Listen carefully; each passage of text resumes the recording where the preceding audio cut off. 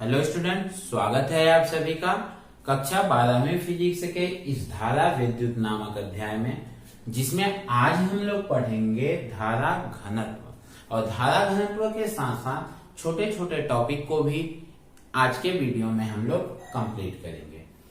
धारा घनत्व होता क्या है, यदि इस बारे में हम सोचें और जानें तो घनत्व का साफ साफ मतलब होता है सघनता से। सघनता मतलब जैसे हम लोग किसी शहर से गाड़ी पार करते हैं तो शहर में भीड़ भाड़ ज्यादा होता है, और गांव में अगर गाड़ी पार करते हैं तो गांव में भीड़ भाड़ कम होता है। तो जो लोगों की जनसंख्या है ना, वो शहर में प्रति किलोमीटर पर ज्यादा आबादी निवास करती है, गांव में प्रति किलोमीटर पर कम निवास करती है। तो ये उसकी सघनता है, और इसी चीज को हम कहते हैं घनत्व। ठीक, तो हम इसको समझेंगे कैसे, धारा घनत्व कैसे होगा, धारा घनत्व क्या होगा, इसके बारे में अगर हम जाने तो मैं आपके सामने एक चालक इस प्रकार से लेता हूं। ये हमारे पास चालक है,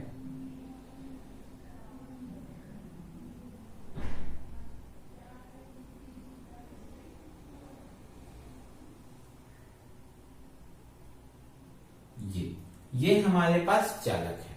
ठीक है, हमारा जो चालक है इसमें यहाँ का क्षेत्रफल A1, यहाँ का क्षेत्रफल A2 और यहाँ का क्षेत्रफल हम मान लेते हैं A3। ठीक है,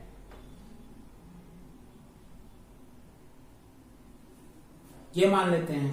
इसमें जब धारा प्रवाहित करते हैं तो ये मान के चलिए यहाँ पे धारा I1 है, यहाँ धारा I2 है, यहाँ धारा I3 है। ठीक, अब मैं आप लोगों को एक छोटा सा काम देता हूं, थोड़ा सा दिमाग को दौड़ाइएगा। हमारे पास तीन कंडीशन हो सकते हैं, I1 is greater than I2 is greater than I3। दूसरा कंडीशन हो सकता है I1 is less than I2 also less than I3। And तीसरा कंडीशन हो सकता है I1 equal to I2 equal to I3। ठीक है, आपको 5 सेकेंड का समय देता हूं। 5 सेकेंड में आप इसको सोचो और सोच के ये बताओ आप कि क्या इन तीनों में से कौन सा कंडीशन सही होगा। कमेंट्स बॉक्स में सोचते ही आप टाइप करके कमेंट्स कीजिए कि आपका आंसर इन तीनों में है क्या। ठीक है, फिर मैं आपको बताता हूं, थोड़ा देर सोच लीजिए आप।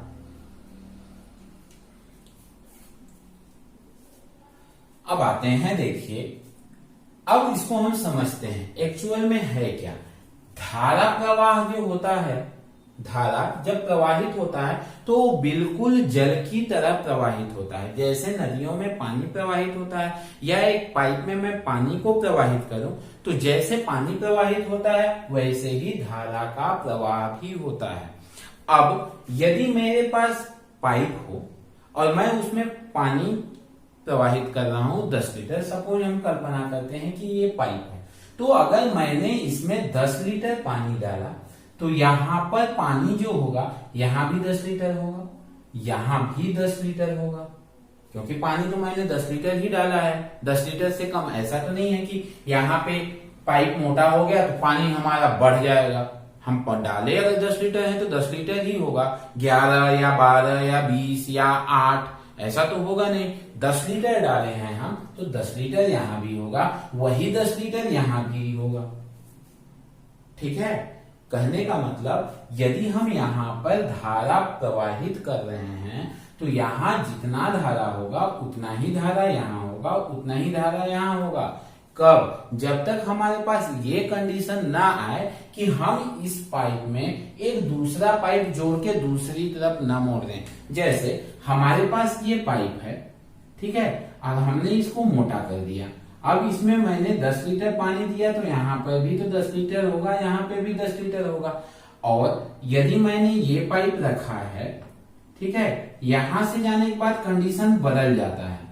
एक पाइप ऐसे जाता है और दूसरा पाइप यहां से ऐसे चला जाता है, ऐसे।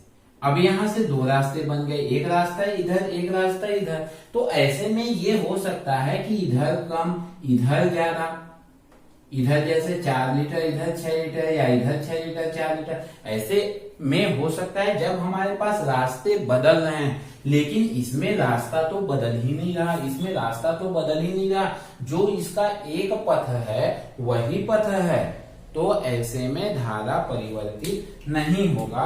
कहने का मतलब हमारा जो तीसरा आंसर होगा वो सही होगा। अब जिन जिन ने कमेंट्स बॉक्स में तीसरे को सही बताया था उनका आंसर तो सही है, लेकिन जिन्होंने ये दो को दिमाग में लाया था उनका आंसर गलत है। अब कैसे ये वाला आंसर सही है ये मैंने यहाँ पे तो समझाया, अब इसको और डिटेल में समझते हैं। क्या होगा जब इसमें हम धारा प्रवाहित करते हैं, मान लीजिए हम इसमें आई धारा प्रवाहित कर रहे हैं, ठीक है, तो रास्ता नहीं बदलेगा तब तक धारा के मान में कोई भी परिवर्तन नहीं होगा।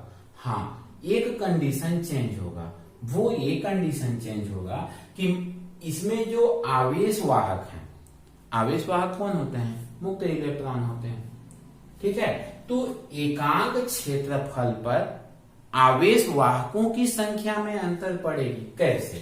आवेश वाहक को लेते हैं तो आवेश वाहक मुक्त इलेक्ट्रॉन की बात करूं तो अगर विद्युत धारा की दिशा इस दिशा में है, मैंने यहां एंगल बनाया है इस दिशा के लिए, ठीक है। जब धारा की दिशा ये है तो इलेक्ट्रॉन की दिशा क्या होगी? इलेक्ट्रॉन की जो दिशा होगी इस दिशा में होगी, विद्युत क्षेत्र के विपरीत दिशा में होगी।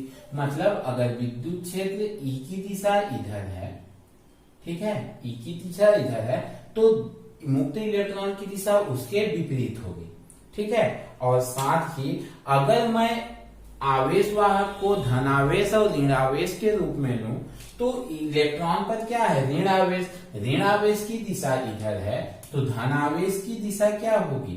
विद्युत क्षेत्र की दिशा में होगी, ठीक है। मैं इसको समझाने के लिए अभी धनावेश को लेता हूं, क्योंकि हमारा दिशा जो है इस दिशा में चल रहा है, ठीक है। तो हमारा दिशा जब इस दिशा में चल रहा है तो धनावेश को लेते हैं जो इस दिशा में चल रहा है, ठीक है। मैं 10 लीटर पानी बोला तो यहाँ पर 10 धनावेश ले लेता हूं, 1 2 3 4 5 6 7 8 9 10, ठीक है। जब यहाँ पर धारा प्रवाहित किए, यहाँ पर भी आवेश वाहक 10 हैं, वही आवेश वाहक 10 यहाँ पर भी होंगे, ठीक है, वही आवेश वाहक 10 यहाँ पर भी होंगे, वही आवेश वाहक 10 क्या होंगे? यहाँ पर भी होंगे, ठीक ना। यहाँ पर भी वही 10 आवेश वाहक हैं, ठीक। यहाँ पर जो 10 आवेश वाहक हैं वही 10 यहाँ भी आवेश वाहक हैं, वही 10 यहाँ भी है। मतलब यहाँ पर भी धारा का मान उतना ही है, यहाँ भी धारा का मान उतना ही है, यहाँ भी धारा का मान उतना ही है, बराबर है। आवेश वाहकों की संख्या में परिवर्तन तो हुआ नहीं कि इस क्षेत्रफल में आवेश वाहकों की संख्या अलग है, इस क्षेत्रफल में आवेश वाहकों की संख्या अलग है, इस क्षेत्रफल में आवेश वाहकों की संख्या अलग है, ऐसा तो हो नहीं रहा है। जब ऐसा नहीं हो रहा है मतलब विद्युत धारा का मान सभी क्षेत्रफलों में क्या होगा? बराबर होगा। एक चीज और हमेशा ध्यान रखिएगा, मैंने अभी बताया कि जब तक पथ नहीं बदलेगा ना धारा का मान भी नहीं बदलेगा। जैसे ये है, अगर मैंने 10 लीटर पानी दिया, पाइप को कितना भी मोटा कर दूं मैं 10 लीटर पानी ही रहेगा, लेकिन हाँ यदि इनके रास्ते बदले तो मान बदलेगा। अभी रास्ता नहीं बदला है तो बदलेगा क्या? कुछ तो बदलेगा, पतला मोटा और मोटा हो रहा है, कुछ तो बदलेगा। हाँ, एक चीज बदलेगा, वो ये कि इसके धारा में अगर मैं क्षेत्रफल का भाग दूं ना, और इसके धारा में क्षेत्रफल का भाग दूं, इसके धारा में क्षेत्रफल का भाग दूं, तो मान अलग अलग आएगा। इसके धारा में सभी में धाराएं क्या हैं? बराबर है। यहाँ भी आई धारा है, यहाँ भी आई धारा है, यहाँ भी आई धारा है, तीनों जगह धाराएं क्या है? बराबर है। क्षेत्रफल लेकिन अलग अलग है, और क्षेत्रफल अलग अलग है तो जब किसी चीज में हम उसके क्षेत्रफल का भाग देते हैं ना तो वो उसके एकांक क्षेत्रफल को बताता है। जैसे अगर मैं इसके धारा में आई ए इस क्षेत्रफल को भाग देता हूं, इस धारा आई में इस A1 को मैं भाग देता हूं तो ये यहाँ पर इसके एकांक क्षेत्रफल में आवेश वाहकों की संख्या को बताएगा। ठीक है, तो अगर मैं इसमें बनाऊं तो ये मैं अगर एकांक क्षेत्रफल लेता हूं ये, ठीक है, इसके लिए एकांक क्षेत्रफल लेता हूं ये, ठीक, इसके लिए एकांक क्षेत्रफल लेता हूं ये, तीनों के लिए मैंने एकांक क्षेत्रफल लिया। अब पहले वाले में अगर मैं एकांक क्षेत्रफल की बात करूं तो यहां I/A1 एकांक क्षेत्रफल मिला, क्योंकि जब हम उसके धारा में क्षेत्रफल का भाग देते हैं तो क्या बताता है, उसके एकांक क्षेत्रफल को बताएगा। जैसे कि यदि A1 क्षेत्रफल में I धारा प्रवाहित हो रहा है तो एक एकांक क्षेत्रफल में कितना हो जाएगा, I/A1। 50 रुपए में 500 के लिए तो 1 रुपए में 500/50, ऐसे ही तो करेंगे ना, वही तो करते हैं, वही कर रहे हैं। मतलब ये क्या बता रहा है, एकांक क्षेत्रफल को इसके बता रहा है। इसके एकांक क्षेत्रफल को अगर बताना होगा तो I/ क्या हो जाएगा, A2। इसका एकांक क्षेत्रफल बताना होगा तो क्या हो जाएगा, I/A3। अब तीनों जगह एकांक क्षेत्रफल में आवेश वाहक अर्थात यहाँ पे धनावेश है तो इनकी संख्या क्या है, अलग अलग है। इसमें देखें हम एकांक क्षेत्रफल में 3 है, इसमें एकांक क्षेत्रफल में 2 है, इसमें एकांक क्षेत्रफल में 1 है। ठीक, अगर इसको मैं एक और उदाहरण से आपको समझाना चाहूं तो मान लेते हैं कि हम एक कमरे में घुस रहे हैं जिसमें एक ही रास्ता आगे निकलने के लिए है और आगे जाके वो कमरा बड़ा हो जाता है ऐसे, फिर उसमें एक ही रास्ता है और जाते हैं तो बड़ा हॉल मिलता है। तो क्या ऐसा होगा कि हम शुरू में अगर पहले दरवाजे से 10 आदमी घुसेंगे किसी कमरे में तो कमरा छोटा होगा, तो हम क्या होंगे, ऐसे नजदीक नजदीक खड़े होंगे। जब आगे घुसेंगे तो कमरा बड़ा होगा तो थोड़ा दूर दूर मिलेगा अपने को, ठीक है, और आगे बढ़ेंगे बड़ा हॉल मिलेगा और दूर दूर हो जाएंगे। लेकिन हर स्थिति में हमारी जो संख्या होगी 10 है तो 10 ही तो रहेंगे ना। ऐसा तो नहीं है कि बड़ा कमरा हो गया तो हमारा संख्या अपने आप बढ़ जाएगा। अगर हम 10 शुरू में घुसे हैं तो 10 ही रहेंगे। ठीक उसी प्रकार धारा क्या होगा, एक रास्ते में आगे जा रहा है तो उसका हर जगह पर मान क्या होगा, बराबर होगा। भले ये क्या क्षेत्रफल बढ़ जाएगा लेकिन क्षेत्रफल बढ़ेगा तो उसका ये जो होता है एकांक क्षेत्रफल में आवेशों की संख्या क्या होगी, अलग अलग होगी। और एकांक क्षेत्रफल में जब धारा को उसके क्षेत्रफल से भाग देते हैं तो एकांक क्षेत्रफल की बात जब होती है तो ये कहलाता है क्या, धारा घनत्व, जिसे हम दर्शाते हैं जैसे, चूंकि इस क्षेत्रफल के लिए ले रहे हैं तो J1, इस क्षेत्रफल के लिए ले रहे हैं तो क्या हो जाएगा J2, इस क्षेत्रफल के लिए ले रहे हैं तो क्या हो जाएगा J3। अर्थात I/A1 equal to J1, I/A2 equal to J2 और I/A3 इक्वल टू J3। यही हमारा कहलाता है क्या, धारा घनत्व। अर्थात धारा घनत्व क्या हुआ, धारा घनत्व हुआ एकांक क्षेत्रफल में आवेश की जो मात्रा है वही कहलाती है क्या, धारा घनत्व। अर्थात धारा घनत्व अगर मैं लिखूं यहाँ पर कि धारा घनत्व बराबर क्या होगा, तो धारा घनत्व बराबर होगा धारा बटे क्षेत्रफल। ठीक है, और धारा बटे क्षेत्रफल क्या बताता है, एकांक क्षेत्रफल में आवेश की मात्रा को।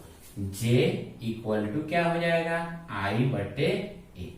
ठीक है, अब मैं मिटाकर इसके परिभाषा को यहाँ पर लिख देता हूं। ये हो गया इसका परिभाषा कि चालक के, ये क्या है हमारा चालक है, के किसी बिंदु से, मान लेते हैं इसका बिंदु ये ले लिया मैंने, ठीक है, पहला, ये इसका ले लिया दूसरा बिंदु, ये इसका ले लिया मैंने तीसरा बिंदु। तो चालक के किसी भी बिंदु से, ठीक है, उसके एकांक क्षेत्रफल अर्थात जब हम धारा से क्षेत्रफल का भाग दे देते हैं तो वो क्या हो जाता है, एकांक क्षेत्रफल। अभी मैंने यहाँ पे बताया आप लोगों को, तो एकांक क्षेत्रफल के लंबवत, उसके लंबवत, ये कैसे रखा हुआ है, ऐसे रखा हुआ है, धारा कैसे गुजर रहा है, ऐसे, उसके लंबवत गुजरने वाली कुल धारा की मान को उस बिंदु पर हम क्या कहते हैं, धारा घनत्व कहते हैं।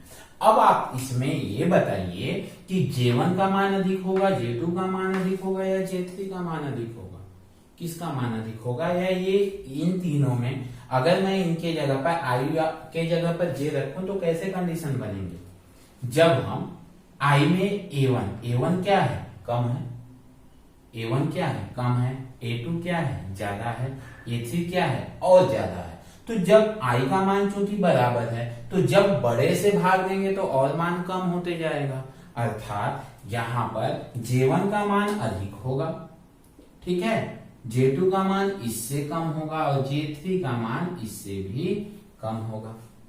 अर्थात धारा घनत्व जब पतला चालक होगा, ठीक है, मोटे चालक की अपेक्षा धारा घनत्व पतले चालक में अधिक होगा। यदि धारा का मान बराबर है तो धारा का मान अगर बदलेगा तो फिर धारा घनत्व भी बदलेगा।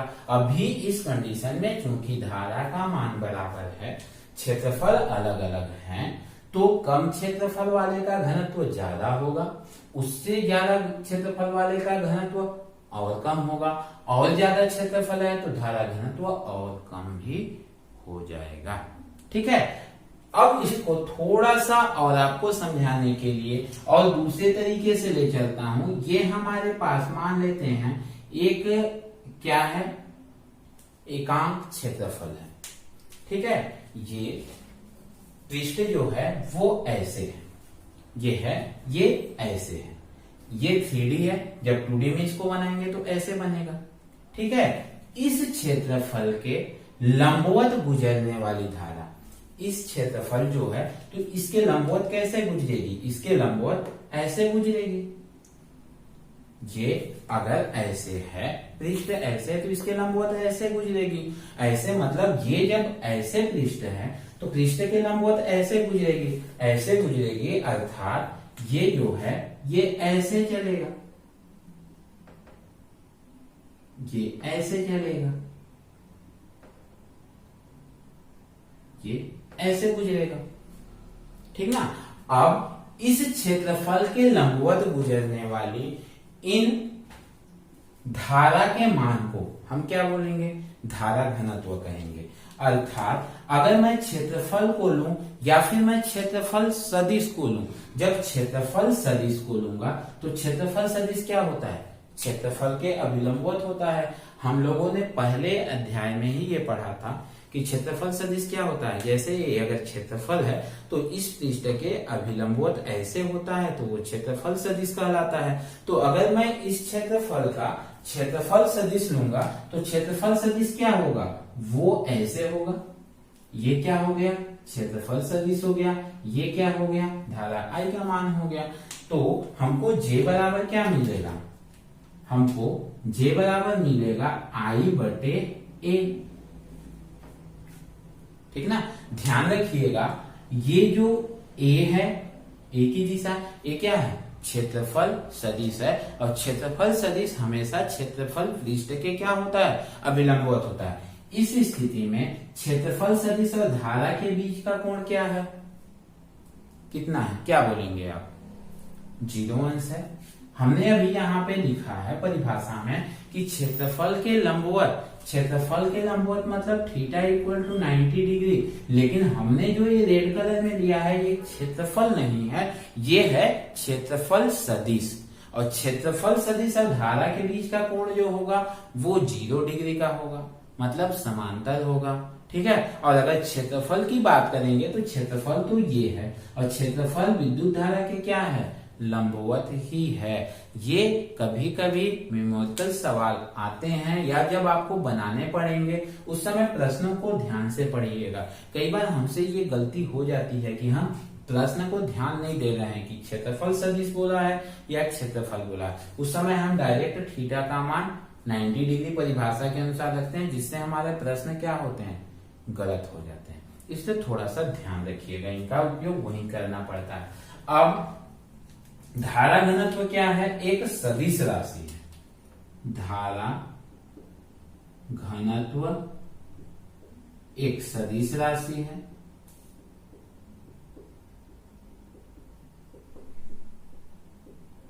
जिसकी दिशा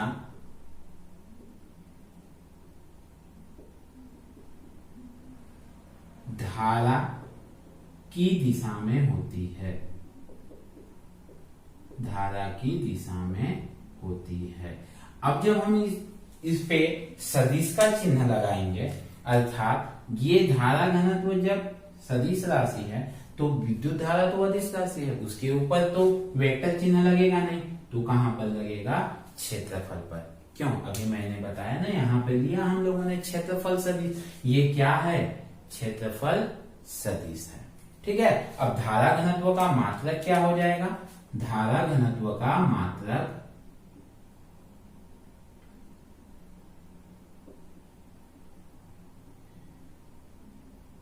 इक्वल क्या है? आई का मात्रक क्या होता है?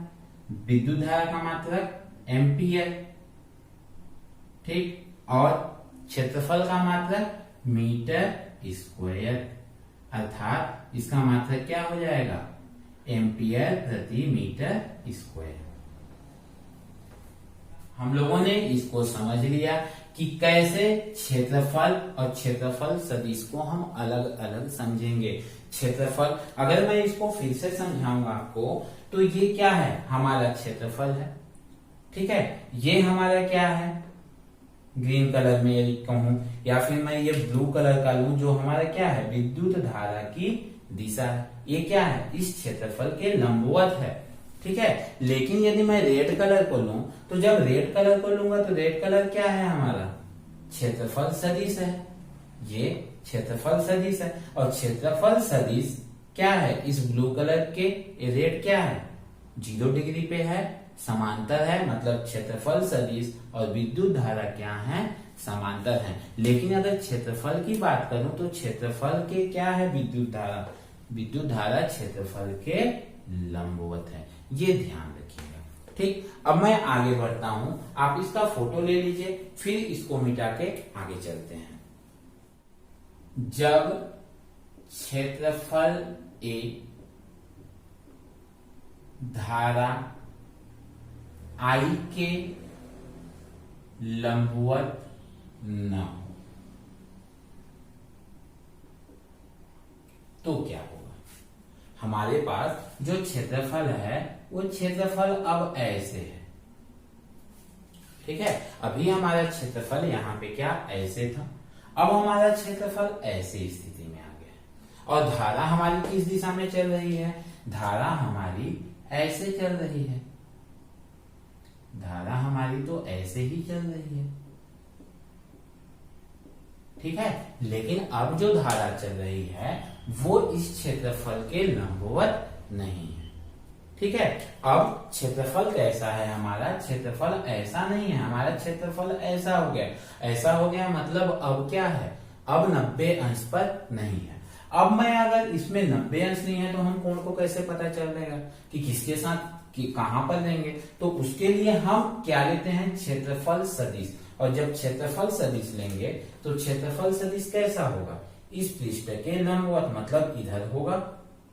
ये क्षेत्रफल है, क्षेत्रफल के लंबवत ही तो होता है ना क्षेत्रफल सदिश, तो ये क्षेत्रफल सदिश है। अगर अब इसको मैं ऐसे करूंगा तो ये भी तो ऐसे होगा ना, अर्थात हमारा जो क्षेत्रफल सदिश होगा वो कैसा होगा? ऐसा होगा।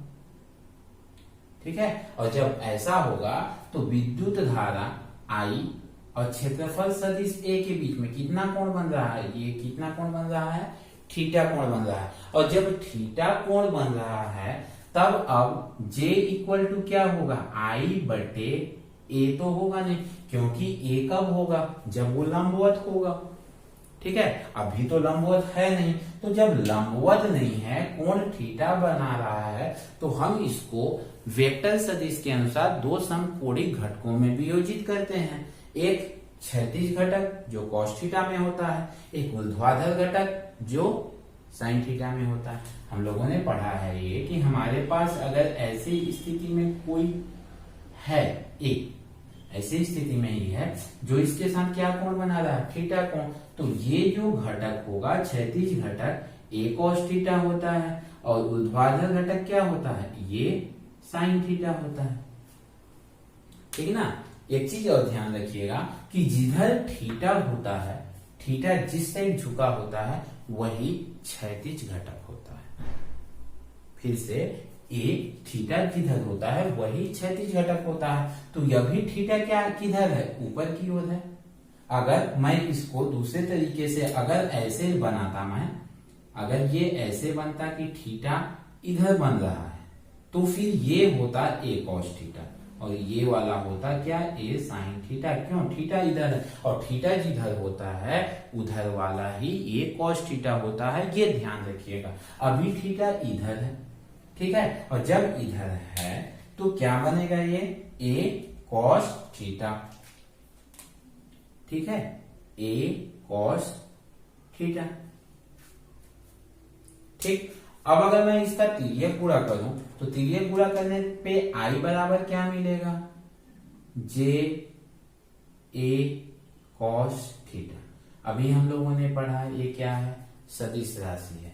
जब कॉस थीटा होता है तो क्या होता है, कॉस थीटा होता है तो डॉट गुणनफल होता है, अर्थात आई इक्वल टू क्या मिलेगा, vector J dot vector A. ठीक है, कॉस थीटा डॉट गुणनफल के साथ कॉस थीटा हट जाता है। और ये हम दूसरी बार इस बात को प्रूफ कर रहे हैं कि विद्युत धारा जो है वो एक अदिश राशि है। कैसे कि सदिशों के गुणनफल में हम नियम पढ़ते हैं कि दो सदिशों का जो गुणनफल होता है हमेशा अदिश होता है। ठीक है, यहाँ पर जे सदिश है, ए सदिश है, दोनों का डॉट गुणनफल किए तो वो क्या होगा, अदिश होगा, अर्थात आई वो होगा, वो क्या होगा, अदिश राशि होता है। ये हम लोगों ने जाना है, आज इस चीज को हम लोगों ने दूसरी बार प्रूफ किया है। ठीक है, ये है हमारा धारा घनत्व। ठीक, इसका फोटो लीजिए। फिर अब मैं उन छोटे छोटे टॉपिकों को लेता हूं जिनका उपयोग हमें आने वाले डेरिवेशन में करना है। फटाफट फोटो ले लीजिए। अब चलिए, अब फटाफट हम लोग इन छोटे छोटे टॉपिकों को ले लेते हैं। अपवहन वेग और धारा घनत्व में संबंध। अपवहन वेग को किससे दर्शाते हैं हम, वीडी से। ठीक है, और धारा घनत्व को किससे दर्शाते हैं हम, जैसे, मतलब वीडी और जे में संबंध अपने को बताना है। चूंकि विद्युत धारा I इक्वल टू क्या होता है, एन ई वीडी इंटू ए, ये हम लोगों ने पढ़ा हुआ है। अपवहन वेग और विद्युत धारा में संबंध पिछले वीडियो में ही हम लोगों ने पढ़ा है। हमको मिला है I equal to N E VD into A. N क्या है, नंबर ऑफ इलेक्ट्रॉन, ई क्या है, इलेक्ट्रॉन पर आवेश, वीडी क्या है, अपवहन वेग, और ए क्या है, क्षेत्रफल। ठीक है, अब यदि हम इस ए का यहाँ पे तिर्यक गुणा लगा दें तो आई बराबर क्या मिलेगा, आई बट्टे ए हो जाएगा, बराबर क्या मिलेगा, एन ई इंटू वीडी। ठीक है, और अभी हम लोगों ने ये पढ़ा है कि चूंकि J इक्वल टू क्या होता है, आई बटे ए। ठीक है, तो हम इस J बटे आई के जगह पर क्या रख सकते हैं, J रख सकते हैं। तो J इक्वल टू क्या हो जाएगा, N E into V D. ये होता है धारा घनत्व और अनुगमन वेग में संबंध। धारा घनत्व और अपवहन वेग या अनुगमन वेग, जो भी कहें, बताया था मैंने कि दोनों एक ही चीज हैं, अर्थात धारा घनत्व और अनुगमन वेग में ये होता है संबंध। ठीक है, और अगर मैं दूसरे टॉपिक को लूं तो दूसरा टॉपिक है हमारे पास गतिशीलता। गतिशीलता जिसको बोलते हैं मोबिलिटी, इसे हम दर्शाते हैं म्यू से। इसका जो परिभाषा होता है वो होता है अपवहन वेग और विद्युत क्षेत्र के अनुपात को, विद्युत क्षेत्र के अनुपात को गतिशीलता या मोबिलिटी कहते हैं। ठीक है, किसके किसके अनुपात को, अनुगमन वेग और विद्युत क्षेत्र के अनुपात को, अर्थात म्यू इक्वल टू होता है वीडी बटे विद्युत क्षेत्र मतलब बटे पी, कि चूंकि वीडी को यदि हम विद्युत क्षेत्र के रूप में लिखेंगे तो हम लोग को ये मिल चुका है माइनस का small E capital E tau बटे स्मॉल एम। ई क्या है? इलेक्ट्रॉन पर आवेश है। कैपिटल ई क्या है? विद्युत क्षेत्र है। टाउ क्या है? विश्रांति काल है। और एम क्या है? इलेक्ट्रॉनों का द्रव्यमान। ठीक है, ये सब हम लोग पहले पढ़ चुके हैं। जो बच्चे मेरे वीडियो को लगातार स्टेप बाय स्टेप कंटिन्यू में देखते हैं ना, उनको ये सब में कोई परेशानी बिल्कुल भी नहीं होती है। ठीक है, जो बच्चे नए इस वीडियो को बीच से देखना चालू करेंगे तो किसी भी चीज को अगर बीच से चालू करेंगे तो दिक्कत तो होगा।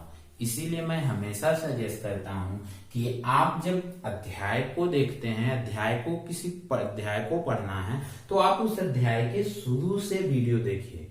मैं वीडियो बनाता हूं तो उसमें बकायदा लेक्चर 1, लेक्चर 2, लेक्चर 3 ये लिख दिया रहता हूं टाइटल में, ताकि आपको किसी भी प्रकार की कोई समस्या ना आए।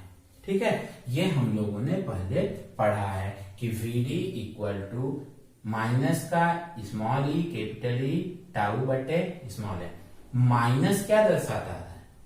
माइनस ये दर्शाता था कि विद्युत क्षेत्र की दिशा और इलेक्ट्रॉन की दिशा, विद्युत क्षेत्र की दिशा ऐसे है तो इलेक्ट्रॉन की दिशा इधर विपरीत हो रही थी।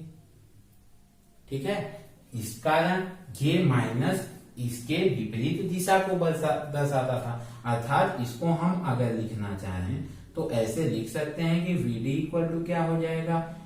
ई कैपिटल ई टाउ बटे एम, अगर हम दिशा को ना दर्शाएं तो। अब इस ई का इधर हम क्या करते हैं? तिर्यक गुणा कर देंगे। तो जब तिर्यक गुणा कर देंगे तो वीडी बटे क्या हो जाएगा? कैपिटल ई, इधर बचेगा स्मॉल ई टाउ बटे स्मॉल एम। ठीक है, और यही अपवहन वेग और विद्युत क्षेत्र का जो अनुपात है यहाँ पर, वो क्या कहलाता है? गतिशीलता कहलाता है। अर्थात इसके जगह पे चूंकि हम ये लिख सकते हैं कि म्यू इक्वल टू क्या होता है? वीडी बटे कैपिटल ई यहाँ पर। ठीक है, अर्थात इसके जगह पे हम क्या लिख सकते हैं? म्यू लिख सकते हैं। अतः म्यू इक्वल टू क्या मिलेगा? स्मॉल ई टाउ बटे एम। ठीक है, ये हो जाएगा हमारा क्या? मोबिलिटी या गतिशीलता का सूत्र। म्यू इक्वल टू इलेक्ट्रॉन पर आवेश विश्रांति का अपॉन स्मॉल एम। ठीक है, अब एक और लास्ट टॉपिक ले लेते हैं, विभवांतर और अपवहन वेग में संबंध। विभवांतर और अपवहन वेग में संबंध। चूंकि वीडी इक्वल टू, हमको यहां पर क्या मिला है? वीडी इक्वल टू माइनस का small E capital E tau बटे एम। ई क्या है? विद्युत क्षेत्र है। और विद्युत क्षेत्र यदि हमारे पास ये कोई चालक है, ठीक है, जिसकी लंबाई कितनी है? एल है। ठीक है, इसमें मुक्त इलेक्ट्रॉन तो है लेकिन इसमें धारा प्रवाहित नहीं हो रहा। कब तक प्रवाहित नहीं होगा? जब तक कि इसके सिरों के बीच में हम क्या उत्पन्न नहीं करेंगे? विभवांतर उत्पन्न नहीं करेंगे। हम क्या करते हैं? इसको किसी सेल से जोड़ देते हैं। ठीक है, जैसे ही हम इसको किसी सेल से जोड़ेंगे तो इसमें क्या होगा? विभव उत्पन्न होगा। और विभव उत्पन्न होगा तो विद्युत धारा प्रवाहित होगी, अर्थात विद्युत क्षेत्र उत्पन्न होगा। और वो विद्युत क्षेत्र इक्वल टू क्या होता है? वो विद्युत क्षेत्र ई इक्वल टू क्या होता है? माइनस वी बटे एल। जितनी लंबाई होती है उससे हम क्या करते हैं? भाग लगा देते हैं। ये सब हम लोगों ने पिछले अध्याय में पढ़ा हुआ है। ठीक है, तो अब इस ई के जगह पे यदि मैं इसको रख दूं तो VD इक्वल टू क्या हो जाएगा, माइनस का E, कैपिटल E के जगह पे क्या रखा मैंने, V/L into tau by M। V क्या है, विभवांतर है कि इसके सिरों के बीच का विभवांतर है कितना, विद्युत क्षेत्र, यही तो कहलाता है ना विभवांतर बटे लंबाई, यदि इस चालक की लंबाई है तो। ठीक है, अब माइनस का माइनस कैंसिल हो जाएगा अर्थात प्लस हो जाएगा, तो क्या बचेगा, V टाउ बटे LM। ये होता है विभवांतर V, ये क्या है, ये V है विभवांतर। ठीक है, और ये VD क्या है, अपवहन वेग। ठीक है, तो ये हो गया क्या, अपवहन वेग और विभवांतर में संबंध। ठीक, अब आज का टॉपिक यहीं पर समाप्त होता है। उम्मीद करता हूं कि आपको आज का टॉपिक अच्छे से समझ में आ गया होगा, पूरी तरह से मक्खन हो चुका होगा। आज के टॉपिक में हम लोगों ने क्या क्या पढ़ा, धारा घनत्व पढ़ा, धारा घनत्व के बारे में जाना, फिर अपवहन वेग और धारा घनत्व में संबंध को जाना, फिर गतिशीलता को जाना, इसके पश्चात विभवांतर और अपवहन वेग में संबंध को जाना। अब आप इन चीजों से बहुत अच्छे से वाकिफ हो चुके होंगे। वीडियो आपको कैसा लगा कमेंट्स बॉक्स में कमेंट्स करके जरूर बताइए। आपके कमेंट्स से हमें और मोटिवेशन मिलता है और अच्छे वीडियो बनाने का मोटिवेशन मिलता है। यदि कोई सुझाव हो तो सुझाव भी दे सकते हैं, ताकि आपके सुझावों पर अमल करते हुए हम अपने वीडियो को और अच्छे से अच्छा बनाने का प्रयास कर सकें। वीडियो पसंद आया हो तो लाइक कीजिए, चैनल को सब्सक्राइब कीजिए और ज्यादा से ज्यादा अपने दोस्तों में शेयर कीजिए, ताकि उनका पढ़ाई इस लॉकडाउन के स्थिति में किसी भी प्रकार से प्रभावित न हो। Thank you for watching.